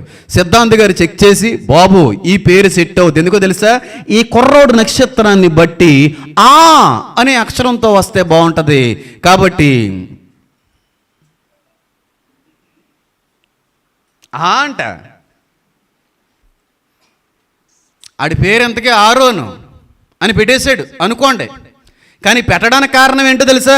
ఆ జాతకాలు చెప్పేవాడు చెప్పాడు, బాబు ఈ రాశి వారికి ఆ అనే అక్షరంతో పెడితే చాలా బాగుంటుంది, ఇది సెలెక్ట్ చేసుకోండి. పాస్టర్ గారు మీరు ఏదైతే పంపించారో దేవుడు మాకు అదే ప్రేరేపించాడు. అవునా? ఓరి నీ యాక్షన్ తగలయ్యా. ఎవరి దగ్గర రా మీ యాక్షన్లో? మాకు తెలియదు అనుకుంటున్నారా? పంపించే ముందు కూడా తెలుసు, కానీ పంపించు అంటాడు దేవుడు. పంపించు, నీ బాధ్యత అది. నువ్వు చేయవలసిన కర్తవ్యం నువ్వు చెయ్యి, నేను చేయవలసినటువంటి ప్రతిఫలం నేనిస్తాను. ఏ లేరా అలాంటి వాళ్ళు? కొంతమంది ఉన్నారు, వాళ్ళని బట్టి నేను ఆనందిస్తూ ఉంటాను. ఏం అలాంటి ఏం ఓవరాక్షన్ ఏం చేయరు, వాళ్ళు చేసేది వాళ్ళు చేస్తారు. దేవుళ్ళు అది వేరే విషయం. కానీ కొంతమంది ఓవరాక్షన్ ఉంటుంది బాబోయ్. వారి దుంప తెగ. అదేం బూతి కదా నాన్న, దుంప తెగ. బూతో కొంపతీసి ఏమో బాబా నాకు తెలియకుండా మాట్లాడేసింది, తెలిసి అయితే మాట్లాడలేదు. అన్యులు ఇంటి గృహప్రవేశం అయిన తర్వాత దూడపిల్లని తీసుకెళ్తారు ఇంటికి. అది అలా తిరిగి అక్కడ ఏదో కొంచెం ఆ డంగేసి ఆ యూరినేషన్ ఏదో జరిగితే ఏదో మంచి జరుగుతుందని వారి యొక్క నమ్మకం, విశ్వాసం. తప్పేమీ లేదు. వారి నమ్మకాలు వాళ్ళు ఉన్నాయి, వాళ్ళు గ్రంథాలు చెప్తున్నట్టుగా వాళ్ళు కొనసాగిస్తున్నారు. క్రైస్తవులు కూడా ఒక దూడను తీసుకెళ్తారు గృహప్రవేశానికి. ఆ దూడ చేతిలో బైబిల్ ఉంటుంది. ఆ దూడ పేరే పాస్టర్. అయితే అది అక్కడ ఏమీ డంగో యూరినేషన్ ఏం చేయదు. ఆల్రెడీ అన్ని ముహూర్తాలు అన్నీ పెట్టేస్తారు, టైం అంతా ఫిక్స్ చేసేస్తారు. వాళ్ళేమో దూడ, వీళ్ళేమో పాస్టర్ వచ్చి రిబ్బన్ కట్ చేయాలి. అంతే తేడా. జరగవలసిందంతా ఆల్రెడీ వెనకాల జరిగిపోయింది. డేట్ ఫిక్సింగ్లు, మంచి రోజులు, చెడు రోజులు. సిగ్గుండాలి. ఆ దరిద్రగొట్టు బతుక్కి సిగ్గుండాడాలి. మాకు తెలియక తెలుసు, వస్తాం. ఎందుకో తెలుసా? జీతం గట్టిగా ఉంటుంది కదా నీకు, అందుకు. లేరు అలాంటి వాళ్ళు నవ్వుతారేటమ్మా. పాస్టర్ గారండి పెళ్లి సెట్ అయిందండి, మీరు చెప్పిన సంబంధమే, దేవుడు ఒకే చేశాడు. అమ్మా ఎంతకీ ఇప్పుడు పెట్టుకుందాం అనుకుంటారమ్మా పెళ్ళి? ఎప్పుడమ్మా అంటే మీరు చెప్పండి, మీరు ఎప్పుడంటే అప్పుడు పాస్టర్ గారు. సరేనమ్మా, దేవుడి దగ్గర అడిగి ఒక 2-3 తారీఖులు చెప్తాను, మీకు నచ్చింది వీళ్ళని బట్టి పెట్టుకోండి. అలాగేనండి, ఓ 3 తారీఖులు చెప్తాం. ఈ 3 తారీఖులు ఎవరి దగ్గరికి మోసుకెళ్తుంది ఈ దుష్టురాలు? అక్కడికే. అమ్మ ఈరోజు చాలా మంచిది, 11:30 కల్లా పాస్టర్ గారితో తాళి కట్టించేయండి. అది మాకు చెప్పరు. వెళ్ళిపోతాం. పాస్టర్ గారండి కొంచెం బేగం మొదలు పెట్టండి, బేగం ముగించేసుకుందామని. ఎందుకంటే మా వెనకాల వాళ్ళు అందరూ అన్యులు కదండి, లేట్ అయిపోతే తిట్టుకుంటారని ఉత్తినే టైం దాటిపోద్దని. పైకి మాత్రం భక్తి గలవారి వలె కనబడతారు, కానీ భక్తిని ఆశ్రయించని చండాలమైన సమాజం క్రైస్తవ్యంలో ఎక్కువ అవుతుంది. అయ్యిందా లేదా? ఒక విశ్వాసం ఉన్నారు, ఆవిడతో పోల్చుకుంటే ఇక్కడ ఎవరో కూడా సరిపోరు అనుకోండి. ఎందుకంటే ఒక 40 సంవత్సరాలు 50 సంవత్సరాల ఎక్స్పీరియన్స్ ఏం లేదు ఆవిడికి. దేవుడు మాట్లాడాడు, సమర్పించుకోవాల్సింది సమర్పించేసుకున్నారు, వదిలేవలసినవి వదిలేశారు, బాప్తీసం పొందుకున్నారు, అంతే. ఇంకా మా అమ్మగారు ఏమంటారు, మా నాన్నగారు ఏమంటారు, ఇంకేమీ లేవు. భర్త గారు దూరం అయ్యారు, ఏకాంగిగా బ్రతుకుతూ ఉంది, చాలా కష్టాలు, చాలా ఇబ్బందులు, సమస్యలు, రకరకాలైన సమస్యలు. దేవుడు ఒక మంచి స్థితికి తీసుకుని వచ్చాడు, తెరవలసిన ద్వారాలన్నీ తెరిచాడు, బాగుంది, అంతా హాయిగా జరుగుతూ ఉంది. ఎన్నో సంవత్సరాల నుంచి కట్టుకోవలసినటువంటి ఇల్లు కూడా కట్టుకోవడానికి దేవుడు కృప చూపాడు. ఇల్లు కట్టుకుంటున్నారు.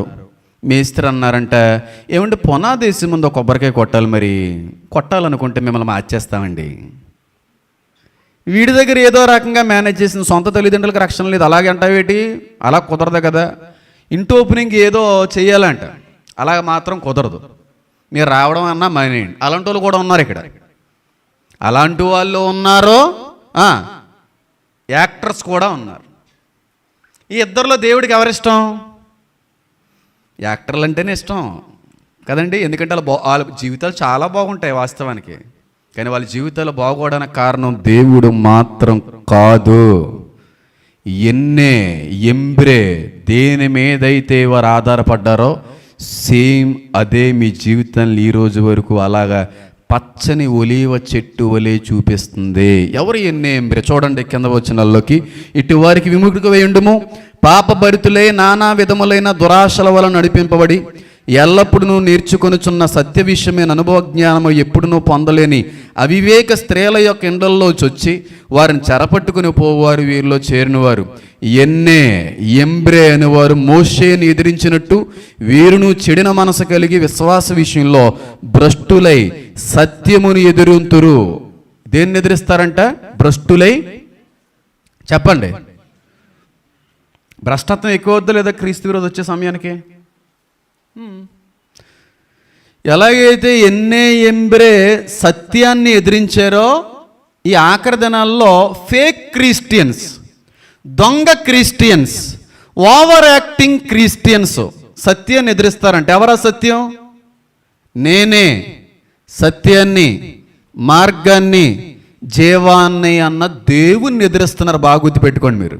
ఎవరైతే జాతకాలు చూస్తుంటారో, ఎవరైతే మంచి చెళ్ళు చూస్తూ ఉంటారో, ఎవరైతే గ్రహాలను బట్టి ముందుకెళ్తూ ఉంటారో, ఎవరైతే వాస్తులు చూస్తూ ఉంటారో, ఎవరైతే సిద్ధాంతులను ఆశ్రయిస్తూ ఉంటారో, కొంతమంది తావీదులు కూడా ఆశ్రయిస్తూ ఉంటారులే. జ్వరం వస్తే పాస్టర్ గారి దగ్గర తావీదు అది కట్టిస్తే పోతుంది. ఎందుకు పోతుంది కానీ పోతుంది, కానీ తర్వాత నీ ఎఫెక్ట్ ఎలా ఉంటుంది అనేది మాత్రం తర్వాత విషయం. చిన్న దయ్యం పట్టింది, పెద్ద దయ్యాన్ని వదులుతాడు. చిన్న దయ్యం ఉంటుందా, పారిపోద్దా? సింపుల్. అది పెద్దగా ఆలోచించడానికి ఏమీ లేదు. ఇవన్నీ చేసి దేవుని కృపను చాలా కోల్పోయి దేవుడు నన్ను ఎప్పుడో వదిలిపెట్టేశాడు అనేటువంటి పరిస్థితిని కూడా గమనించలేని స్థితికి పడిపోయినటువంటి ఒక దైవజనుని కుటుంబీకులుగా చెప్తున్నాం. మేము నష్టపోయినట్టుగా ఎవరు నష్టపోకండి. మేము కూడా ఇలా నటించాం, మేము కూడా ఇలా ఓవర్ యాక్షన్లు చేసాం. ఒక సేవకుని కుటుంబంలో పుట్టిన దరిద్రులం.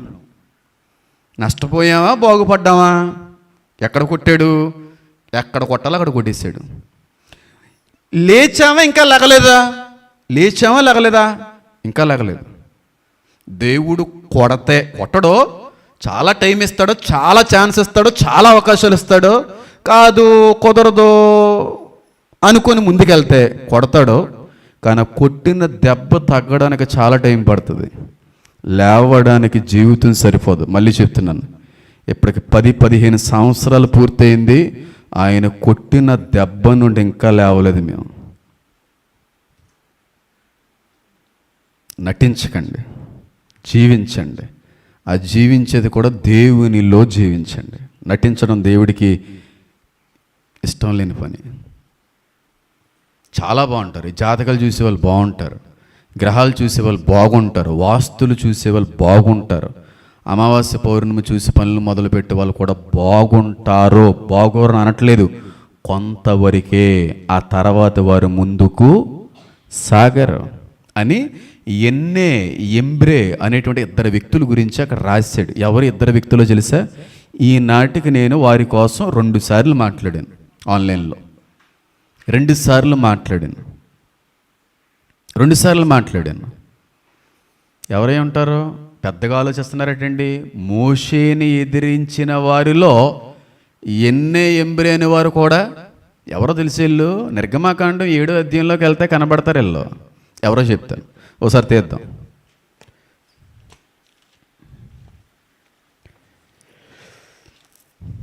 ఇది చెప్పిన తర్వాత కూడా మీరు మారకపోతే, నేను చెప్తున్నాను చూడండి, మీకు మాత్రం కోటింగ్ చాలా గట్టిగా ఉంటుందండి అమ్మా. చాలా గట్టిగా ఉంటుంది కోటింగ్. చూస్తుండండి మీరు. 7వ అధ్యాయము 8వ వచనం నుంచి చదువుతున్నాను. మరియు యెహోవా మోషే అహరోనులతో ఇట్లనెను, ఫరో మీ శక్తి చూపుటకే ఒక మహత్కార్యమును కనుపరచుడని మీతో చెప్పినప్పుడు నీవు అహరోనును చూచిన కర్రను పట్టుకుని ఫరో ఎదుట దాన్ని పడవేయమనుము, అది సర్పమగును. కాబట్టి మోషే అహరోను ఫరో వద్దకు వెళ్ళి యెహోవా తాము ఆజ్ఞాపించినట్లు చేసిరి. అహరోను ఫరో ఎదుటను అతని సేవకులు ఎదుటను తన కర్రను పడవేయగానే అదేమైంది? ఏమైంది చెప్పాలి. ఎవరెదురుగుండానే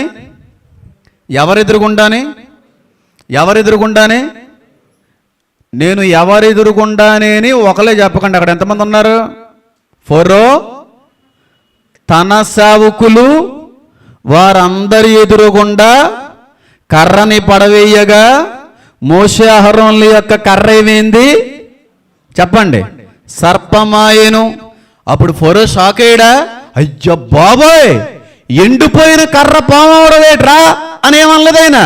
ఆయన ఏమనకుండా పెద్ద నవ్వు వేసుకుని, ఏట్రా మీ ఓవరాక్షన్, రండి అని వాళ్ళ సోదిగాండ్రిని, వారు మంత్రగాల్ని పిలిచి వాళ్ళు చేసి చూడండి. అప్పుడు ఫరో తన విద్వాంసులను నక్షత్రాలపైన బలమైనటువంటి మహాజ్ఞానం కలిగి ఉన్నవారు విద్వాంసులు మంత్రజ్ఞులను పిలిపించెను. ఐగుప్తు శకునుగాండ్రు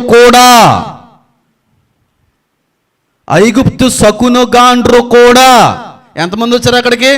విద్వాంసులు వచ్చారు, మంత్రజ్ఞులు వచ్చారు, శకునుగాండ్రు వచ్చారు. వాళ్ళు కూడా అలాగే చేశారు. వాళ్ళు కూడా కర్రను ఇలా పాడేశారు. వారిలో ప్రతివాడును తన కర్రను పడవేసినప్పుడు అది సర్పమాయను గాని అహరోను కర్ర వారి కర్రలను మృంగివేయగా. వీళ్ళన్నీ కూడా మోషే నీటిని రక్తంగా చేసినట్టుగా అలా చేసుకుంటూనే వచ్చారు.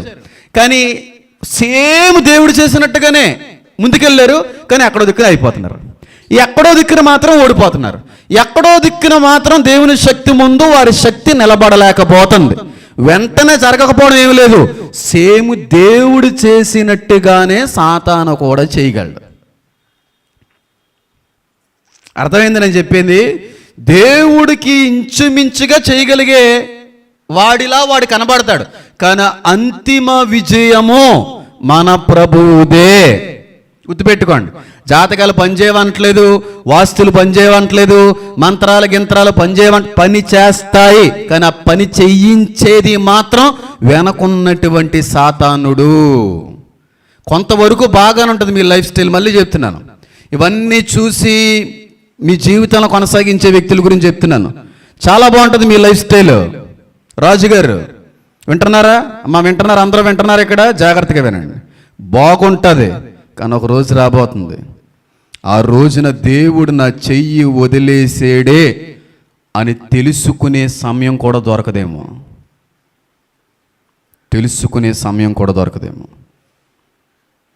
మళ్ళీ చెప్తున్నాను, సంసోనికి దేవుడు వదిలేసినట్టు తెలియదు. దేవుడు ఇంకా ఉన్నాడు అనుకుంటున్నాడు. మీ జీవితాలు కూడా అలాగా ఉంటాయి.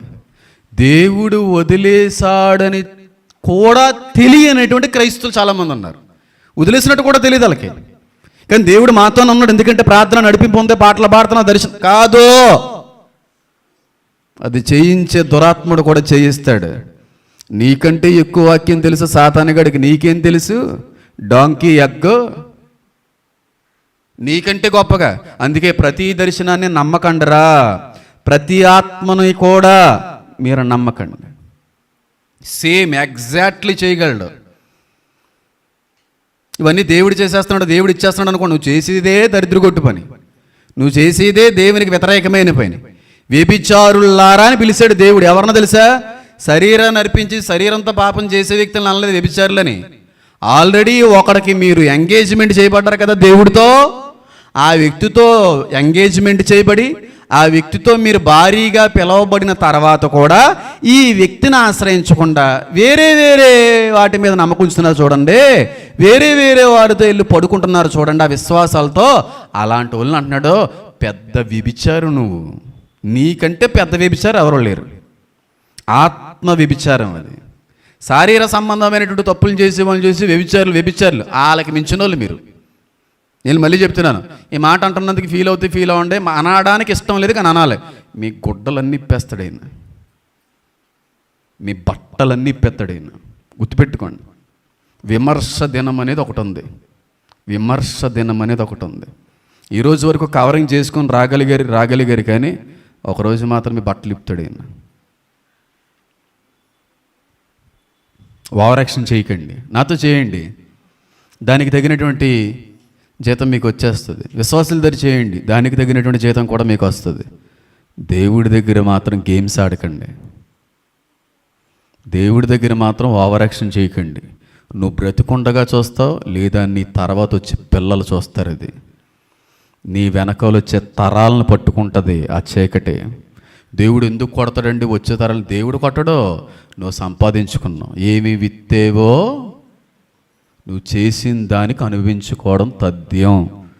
హైందువులు దాన్ని కర్మఫలం అంటారో, నేను క్రియాఫలం అంటాను. ఎవరి క్రియలు చొప్పున వారి జీతమునిచ్చుటకు నేను వస్తున్నాను. వద్దు, దేవుడి దగ్గర చేయకండి. మళ్ళీ నా దగ్గరకు వచ్చి ప్రార్థన చేయించుకుంటారు, లేదా పెద్ద భక్తి పరులాగా కొత్త అభిషేకం మీద వాళ్ళ మీద పడిపోద్ది అన్నట్టుగా. నాకు భయం వేస్తుంటుంది, వాళ్ళ దయ్యాలు ఏమన్నా నన్ను పట్టుకుంటాయేమో అని. అందుకే అన్నాడు కదా, ఏమన్నాడు? వరి బాబు, ఎవరి మీద పడితే వారి మీద నువ్వేం చేయకనైనా హస్తనిక్షేపణ చెయ్యొద్దనైనా. ఎందుకన్నాడు అంటారో, దాని వెనకాల చాలా కారణాలు ఉన్నాయిలేండి. ఇప్పుడు అన్నీ మాట్లాడుకోవడానికి సమయం కాదు అనుకోండి. నిజంగా చెప్తున్నాను. అలాంటి ఫాలో అయ్యేటువంటి వ్యక్తుల దగ్గర దేవుడు ఉంటుంది, దయ్యం ఉంటుంది. ఆ దయ్యాలతో మీరు కూర్చున్నా, దయ్యాలతో మాట్లాడినా, దయ్యాలతో సహవాసం కలిగి ఉన్నా, వారి దయ్యాలు మీకు అంటుతాయి. మనిషిలో ఉన్న దయ్యం పందుల్లోకి వెళ్ళినప్పుడు మనిషిలో ఉన్న దయ్యం మనిషిలోకి వెళ్దో. అందుకే దూరం అయిపోండి రా బాబు, వాళ్ళకి దగ్గరగా ఉండకండి, వాళ్ళతో కలవకండి. అసలు ఏ విషయంలో కూడా వారితో ఏ విధమైనటువంటి కలగ జరగనివ్వకండి. ఎందుకంటే అది అంటుకుంటుంది, వాళ్ళ దురాత్మలు అంటుకుంటే ఆ చీకటి, ఆ దురాత్మలు తర్వాత తరాలను కూడా వెంటాడతాయి. అవి శాపాలుగా తేరైపోయినాయి.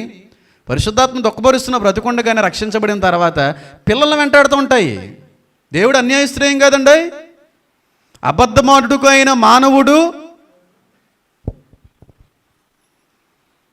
నా ఆజ్ఞలు గైకుని వారి తరాలను ఎన్ని తరాలు దీవిస్తాను? 1000 తరాలు. ఆజ్ఞలు గై కొనని వారిని వచ్చే 4 తరాలను శపిస్తాను. 4 తరాలు ఉంటుంది ఆ శాపం. ఏదో అనుకుంటున్నారు మీరు పోతారు. తర్వాత మీ పిల్లలు, వాళ్ళ పిల్లలు, వాళ్ళ పిల్లలు, వాళ్ళ పిల్లలు, వాళ్ళకి తెలీదు. ఒక పనికి మాలింది ఉండేది ఇక్కడ. క్రైస్తవుడిగా కొనసాగి దేవుని అవమానపరిచి దేవుని మోసం చేసి చేయకుండా పనులన్నీ చేసి చచ్చిపోయింది. దానివల్ల వచ్చిన శాపాలను మేము అనిపిస్తున్నామని పాపం వాళ్ళకి తెలియదు కదండి. నేను అందుకే ఎప్పుడు చెప్తాను, క్రైస్తవుడిగా మనం మారకపోయినా పర్లేదు, కానీ క్రైస్తవుడిగా కానీ మారితే వెనకాల వచ్చే తరాల కోసమైనా జాగ్రత్తగా బతకాలి. వెనకాల వచ్చే తరాలను చూసైనా జాగ్రత్తగా బతకాలి. వాళ్ళ కోసమైనా జాగ్రత్తగా బతకాలి. కొట్టేస్తాడమ్మా ఏటో అనుకుంటున్నారు మీరు. ఏ విగ్రహాన్ని అయితే తయారు చేసి దాన్ని ఆరాధించారో దాన్ని కాల్చి దాని దాన్ని ధూళిని తాగించాడు. దాన్ని ధూళిని తాగించేసాడు. మామూలుగా కాదు, అక్కడ అంత కోపోద్రేకుడైపోతాడు దేవుడు.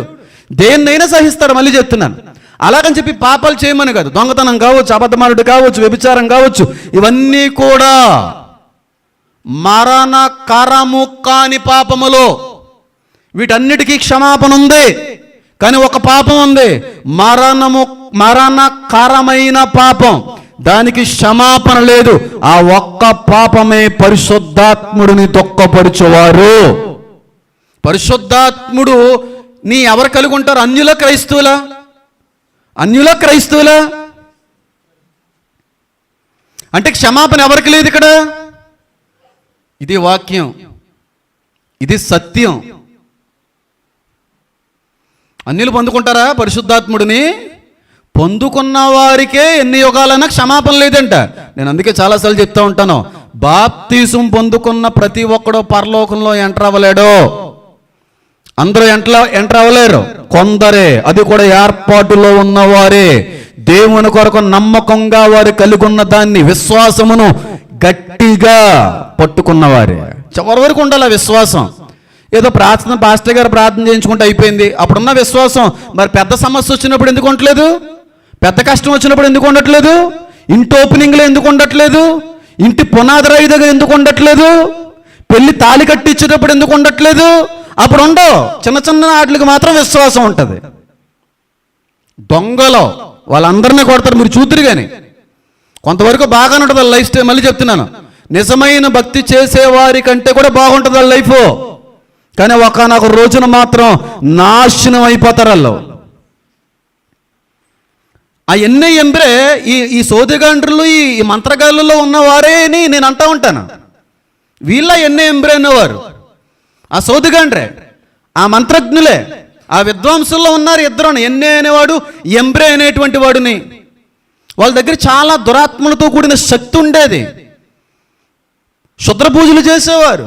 కాబట్టి ఆ దురాత్మలు ఆ విధంగా చేస్తూ ఉండేవి. చేసినాయా లేదా? మోషే ఒక్కడేనా అక్కడ కర్ర పాడేస్తే పామైంది? సాతాను కూడా చేయగలడు. కానీ మనం అనుకుంటాం దేవుడు చేశాడండి, అంత సీన్ లేదండి. ప్రతి ఆత్మను నమ్మకండి. మీరు బాగున్న ప్రతిసారి దేవుడే అని అనకండి. నిజమైన భక్తి చేసినప్పుడు మాత్రమే అనండి. దొంగ భక్తి చేస్తూ కూడా దేవుడు అంటే మాత్రం దెబ్బైపోతారు. ఇప్పుడైతే లేదు, కానీ ఒకప్పుడు నేను చూశాను ఒక క్రిస్టియన్ మ్యారేజ్ అంటేనే వైట్ బట్టలు వేస్తారు కదా. అందుకే ఇందాక సారథి సంఘంతో ఏమన్నాడు? మీలో కొందరు వస్త్రములను అపవిత్రపరుచుకొనని కొందరు ఉన్నారు. తెల్లగుంటే బట్టలు మామూలుగా ఉండవు. వాస్తవానికి ఈరోజు వేసుకున్నటువంటి బట్టలు కూడా తెల్లటి బట్టలే. విజయనగరం మీటింగ్ వెళ్ళినప్పుడు నిర్మలమ్మ గారిని దేవుని యొక్క సేవకు ప్రతిష్ఠించుకుంది ఆవిడ జీవితాన్ని. నాకు రెడీమేడ్ ఏవో బట్టలు కొంటానంటే, వద్దమ్మా నాకు సెట్ అవ్వకపోవచ్చు, మీరు ఏమన్నా బిట్స్ కొనండి, ఇలాంటి క్లాతింగ్ కొనండి, నేను దాన్ని డిజైన్ చేయించుకుంటానంటే చాలా విలువ పెట్టి కొన్నారు. నేను చాలా ఇస్తుంటారు అలాగా ఇచ్చినప్పుడు పాడేసే వ్యక్తిని కాదు, చాలా విలువగా ఎంచి వాటిని ఉపయోగించే వ్యక్తిని. కాబట్టి నిర్మలమ్మ గారి వీడియో కానీ మీరు చూస్తుంటే మాత్రం ఈ బట్టలు మీరు ఇచ్చినవి, మీరు ఇస్తే నేను చేయించుకున్నాను. అలా క్రైస్తవ పెళ్ళిళ్ళలో వైట్ బట్టలు కనబడుతూ ఉంటాయి. నేను నిజంగా కొంత బొకేస్ ఇస్తూ ఉంటారా, పాడాను. నేనేమి చాలా విలువగా మా అమ్మగారి దగ్గర దాచిపెడతా ఉంటాను. షాల్స్ ఉంటాయి, దాచిపెడతా ఉంటాను. పాడాను. ఎవరికో ఇచ్చేయడం ఏం చేయను. దేవుడు పేరట నాకు ఇచ్చింది నేను ఉపయోగించుకోవడానికి వాళ్ళు ప్రేమతో కొన్నారు.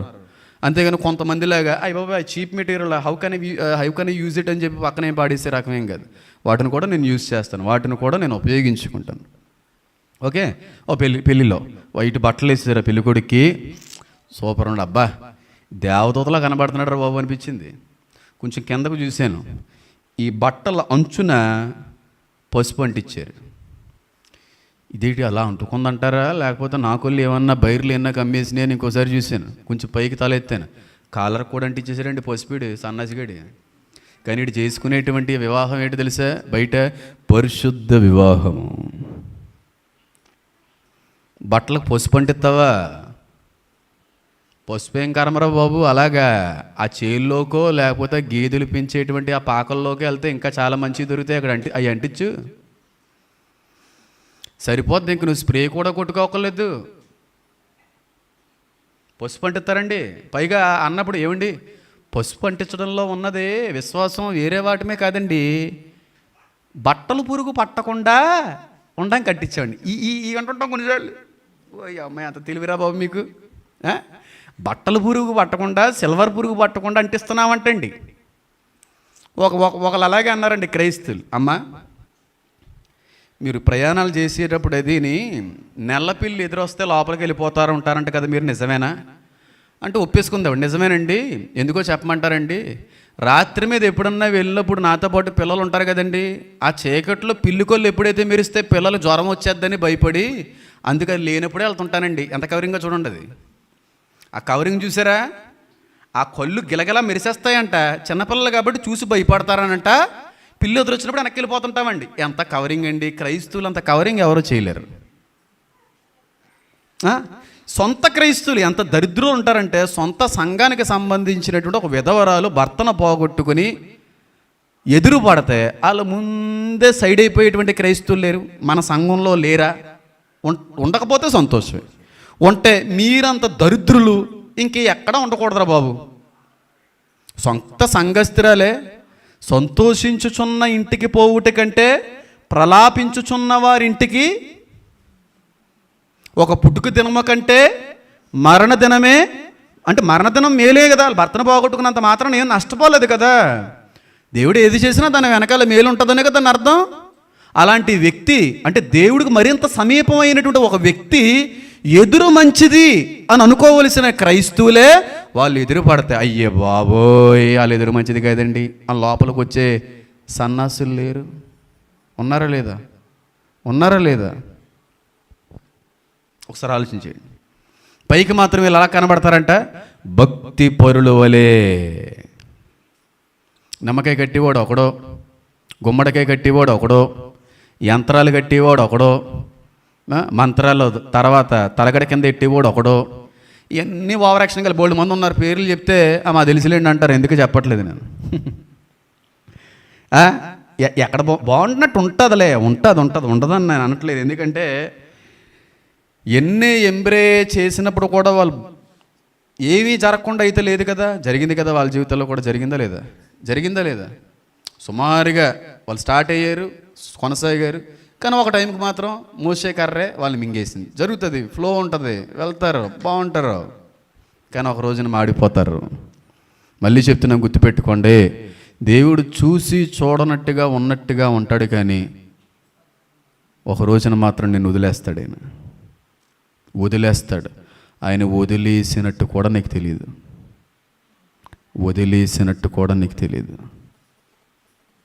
చాలా ఏడుస్తావు. ఎందుకు తెలుసా?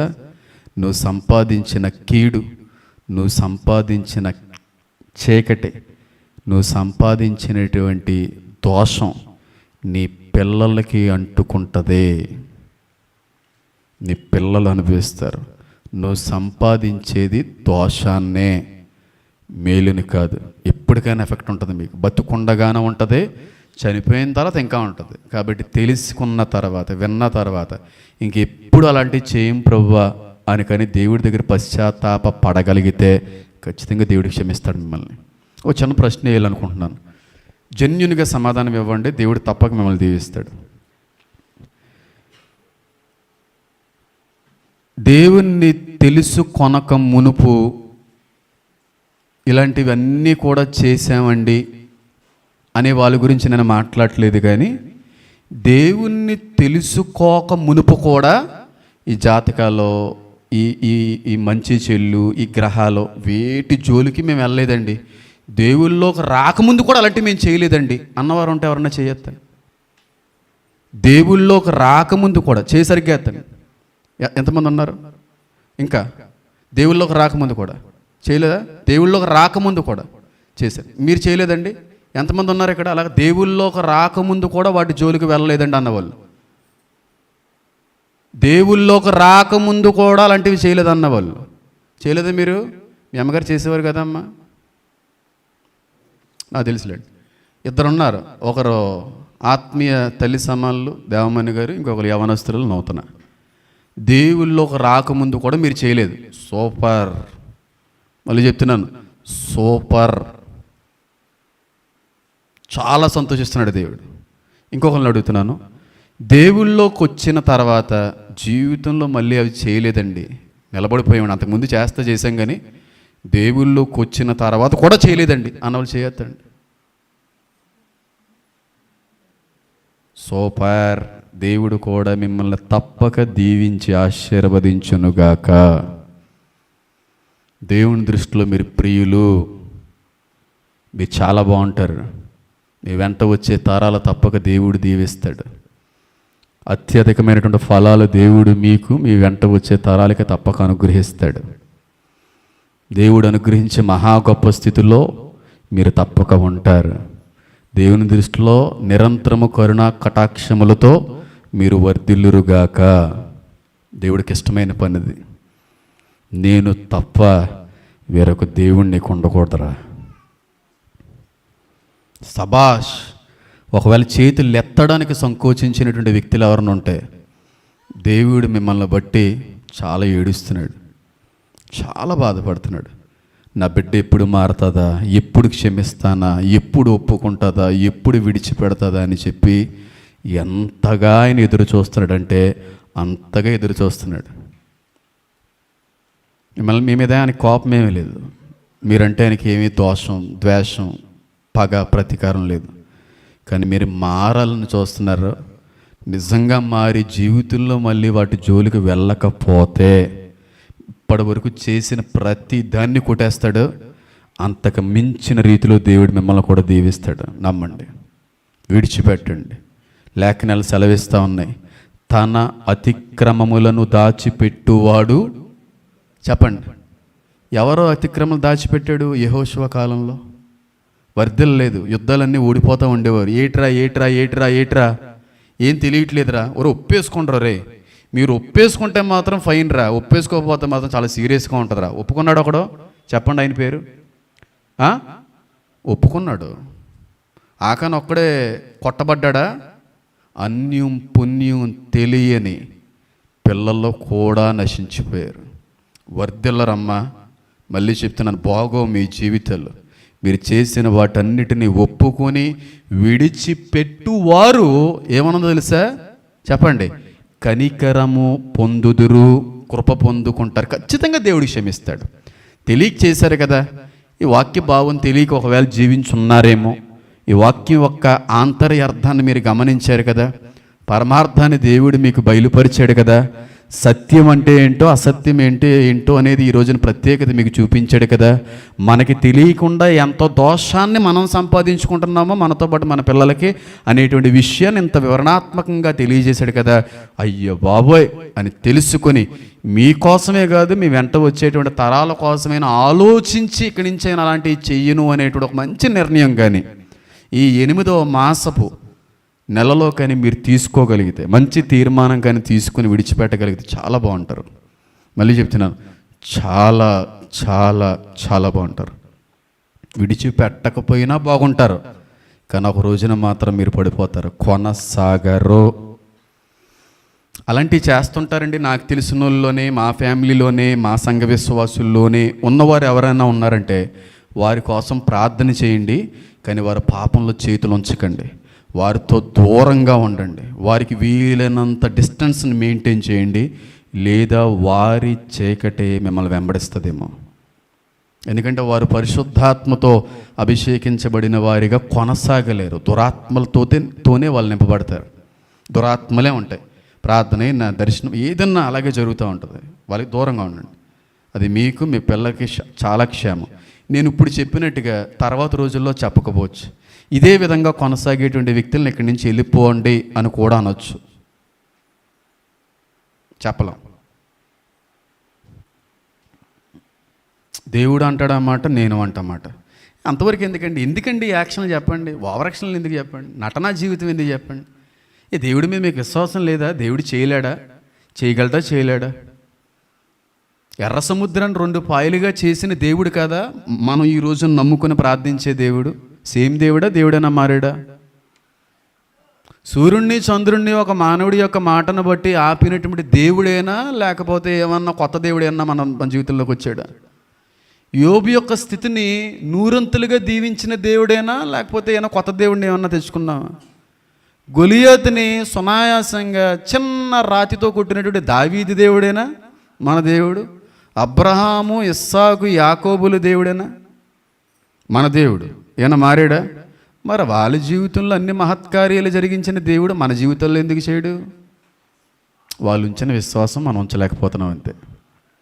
వారికి మించిన రీతిలో మనల్ని దీవిస్తాడు. వాళ్ళకి మించిన రీతిలో మన జీవితంలో అయిన ఆశ్చర్యాలని, మహత్కార్యాలని చేయగలిగే దేవుడు, మార్పు లేని దేవుడు. The same God we are serving అంటాను. ఏ గాడ్నైతే, ఏ దేవుడినైతే అబ్రహాము వాళ్ళు ఆరాధించారు, సేవ చేశారు, సేమ్ గాడ్, అదే దేవుని మనం ఆరాధిస్తున్నాం. ఎందుకు మనం ఆ నమ్మకం ఉంచలేకపోతున్నాం? చిన్న జ్వరం వస్తే ఎందుకు మనం దిష్టి తీయవలసి వస్తుంది? బాగోకపోతే 3 రోజుల తర్వాత కూడా జ్వరం తగ్గకపోతే ఎందుకు మనం తావీజులు కట్టించుకోవాల్సి వస్తుంది? దేవుని యొక్క మహాకృపను బట్టి, ఎంతోమంది ప్రార్థనలు బట్టి పొందుకున్నటువంటి ఇంటికి దేవుని యొక్క కృప సరిపోదా? జాతకాలు చెప్పేటువంటి వాడి యొక్క నక్షత్ర బలము, గ్రహ బలము, ఆ తిథి, ఆ సమయము వాడు చూసి చెప్తేనే కానీ మనం చేయలేమా? ఎంత దారుణమైన పరిస్థితికి క్రైస్తవ సమాజం చేరిపోయిందో చూడండి. సుమారుగా క్రైస్తవుల్లో ఈ అనుభవాలతో కొనసాగుతున్నటువంటి వ్యక్తులు 70 to 80% మంది ఉంటారు. 70 to 80% మంది ఉంటారు. నేను ఎక్కడ కూడా బొట్టు గురించి మాట్లాడలేదండి, గుర్తుపెట్టుకోండి. ఎందుకంటే బొట్టు అనేటువంటిది విశ్వాసానికి సంబంధించింది. పైగా కొంతమంది ఒక శాఖ, ఇంకొక శాఖ ఏంటంటే తప్పక భర్త కోసం, రక్షణ లేని భర్త కోసం అలాంటి వాళ్ళు బాధపెట్టి చేయాలి, మీకు అనిపించాలి. నేను దీని గురించి నేను టచ్ చేయట్లేదు, ఎందుకంటే చాలా చాలా దాని గురించి ఎక్కువ మాట్లాడవలసిందే, కానీ అంత అవసరం లేదు. కానీ మెయిన్ ఉన్నాయి కదా అంతకంటే పెద్దవి. కానీ కొంతమంది ఎలా ఉంటారో తెలుసా? బొట్లు తీసేస్తారు, గాజులు తీసేస్తారు, నగలు తీసేస్తారు. ఇంకా అయ్యి బాబోయ్, క్రైస్తవుడు అంటే అలా ఉండాలి, అలా ఉంటుంది ఆవిడ అవతారం అంతానే. కానీ చేసి అన్నీ చెప్పండి, ఎన్నే ఎంబరే పనులే. బొట్టు తీసేస్తే ఏముంది, అంతకంటే పెద్ద పాపం చేస్తున్నావు కదా అంతరంగంలో. నేను అందుకే అంటున్నాను, బొట్టు తీసేసిన వాళ్ళందరూ మంచి క్రైస్తవులు కాదు, బొట్టు పెట్టుకున్న వాళ్ళందరూ కూడా చెడ్డ క్రైస్తవులు కాదు. బొట్టు తీసేసినటువంటి క్రైస్తవుల్లోనే చాలామంది ఓవర్ యాక్షన్ దొంగ క్రైస్తవులు ఉన్నారు. బొట్టు ఇప్పటికే కూడా పెట్టుకున్నటువంటి వ్యక్తిలోనే నాణ్యమైన భక్తి చేసే క్రైస్తవులు ఉన్నారు. నేను చూసి చెప్తున్నాను ఈ మాట. నాణ్యమైన మంచి విశ్వాసం. తీసేసిన వాళ్ళు మంచోళ్ళు అయిపోరు, పెట్టేసుకున్న వాళ్ళు చెడ్డోళ్ళు అయిపోరు. నేను హృదయాంతరంగాలు లోపలికి తొంగి చూచే పై స్వరూపాన్ని చూసే దేవుడు కాదే. అస్సలు పైన చూస్తున్నాం అనుకున్నారు, అస్సలు కాదు. Inner heart. నీ ఆలోచన రాకముందు ఆయన తెలుసండి, అంత గొప్పడైనా ఆయన మోసం చేద్దామంటే ఎలా కుదురుతుంది? కాబట్టి ఎండ్ డేస్లో, ఈ చివరి దినాల్లో క్రైస్తవ్యం భ్రష్టుపరచబడుతుంది. క్రైస్తవులు చాలా బలహీనులుగా మారిపోతారు.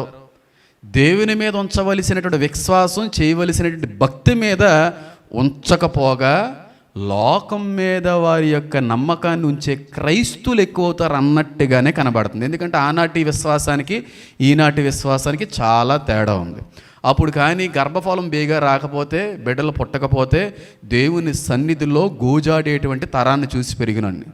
ఆ రోజుల్లో ఇల్లు లేకపోతే ఇల్లు వచ్చేంత వరకు కూడా గోజాడేటువంటి క్రైస్తవుని చూసి పెరిగినటువంటి వ్యక్తిని చాలా చూసాను. అలాంటివి చెప్పుకుంటూ పోతే, భర్త మారకపోతే మందులెట్టే భార్యలు నేను చూడలేదు. భర్తను మార్చుకునేంత వరకు దేవుని పాదాలు పట్టుకుని ఏడ్చే భార్యలను చూసిన తరాన్ని నేను. ఈరోజు అలా కాదు. మారట్లేదా, ఏం కంగారు పడుకో, అక్కడికి వెళ్ళు, మందెడతారు, పెట్టే మందెటే పూజ చేయించే, లేదా అది కట్టే, నీ వశమైపోతాడా? అదేమన్నా కుక్క? ప్రేమను బట్టి భర్తను దగ్గర చేసుకోవాలి, ప్రేమను బట్టి భార్య దగ్గర అవ్వాలి. నువ్వు చూపించేటువంటి అపారమితమైనటువంటి ఇష్టాన్ని బట్టి ఒక వ్యక్తిని ప్రేమించాలి. కానీ మందులు పెట్టేసి ఇవి కట్టేస్తే దగ్గర అయిపోతాడా? అవుతాడు.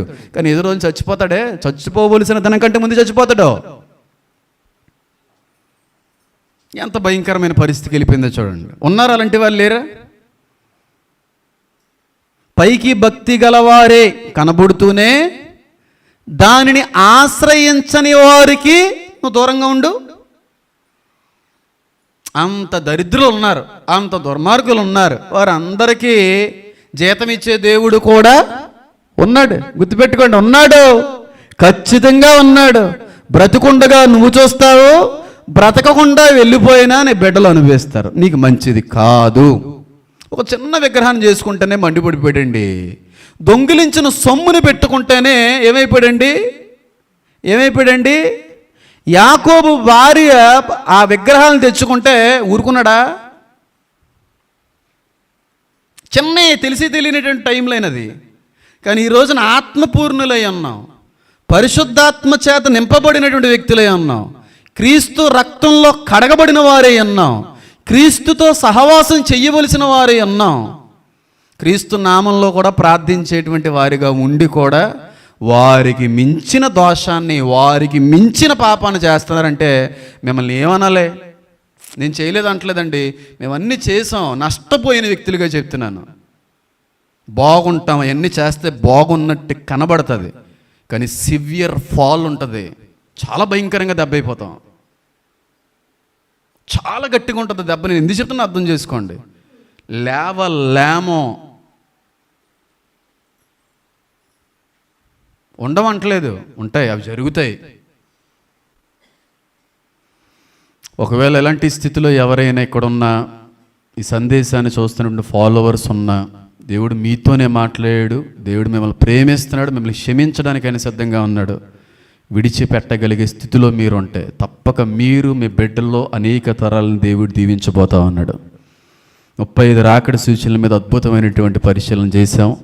ఇక ముందు ఇంతకు మించిన అనేక నూతనమైనటువంటి నిగూఢ సత్యాలు దేవుడు మాట్లాడబోతా ఉన్నాడు. కళ్ళు మూసుకుందాం, ప్రార్థన చేసుకుందాం.